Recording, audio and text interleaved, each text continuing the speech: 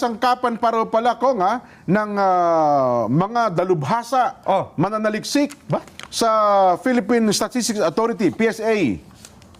Tuklasin, kilalanin, sino si Mary Grace Piatos. Ayun.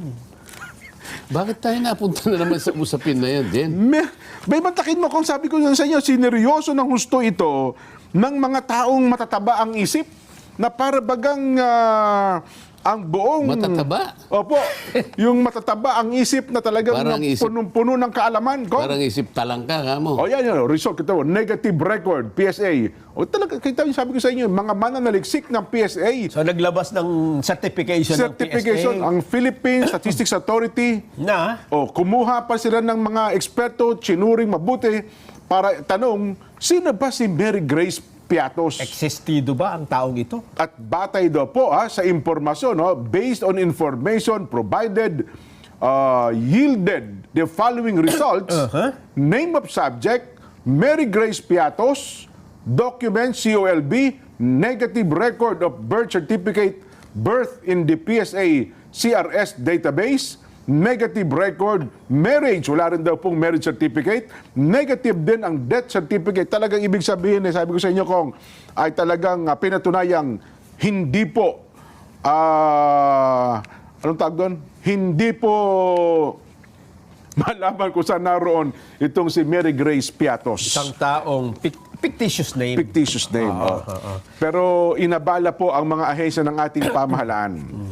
At isa pa po dyan, Kong, ito po hinihintay ang inyong opinion ng ating mga kabayan sa inihain na pong impeachment complaint kahapon ng kung tawagin natin ay mga advocacy group daw po ito at kasama ang isa pang mababatas para formal na pong ihain sa Secretary General ng Kamara ang impeachment laban po sa pangalawang Pangulo, Kong. BP Inday Sara. Hindi, huwag mo na yun munang Statistics Authority, yung pinagpaguran ni Ganun ba? Akala ko hindi kayo... ano pong epekto nito doon sa iniimbestigahan ng Quadcom na kasi kaya naman na lumabas yung pangalan dyan, di ba? Oo. Yung pumirma doon sa siyang tumanggap ng pondo, ang nakalagay Mary Grace Piatos. Oo. So, tiningnan nila, ito ba sino? Totoong tao ba ito? Yun nga, sabi ng PSA, wala pong taong ganyan. Ano ang implication nito? Sino yung kumuha sa Philippine Statistics Authority ng certification para sa ganun ay saliksikin yung pangalan. Hindi lang naman yung Piatos, meron pang isa eh. Opo, yung ano, Villamin, ano ba yun? Ano yun? Yung isa, yung... Tama, yung may Villamin nga. May Villamin eh. Dalawa po yan, Mary Grace Piatos, saka yung... ano pa kalong isa? Nakalimutan ko na eh.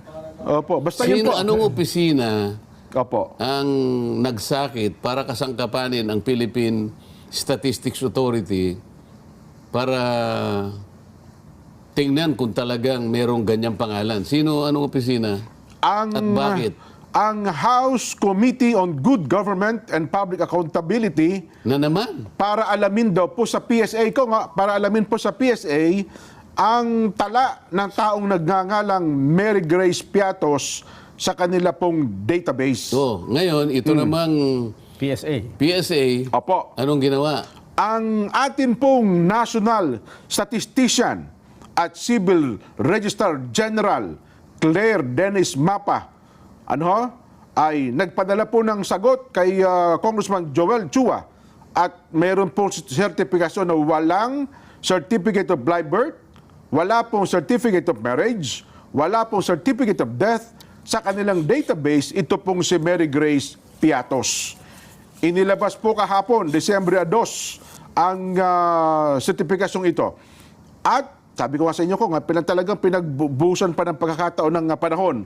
Ayon pa po dito kay Dennis Mapa, ang ating National Statistician, maaari silang maghanap pa maghanap pang muli ng tala ni Piatos kung mabibigyan lang sila ng karagdagang impormasyon tulad po ng pangalan ng kanyang magulang. So hinahanap ngayon ay pangalan ng magulang dito po si Mary Grace Piatos. Ayan ang sinasabi ko sa iyo, Jen.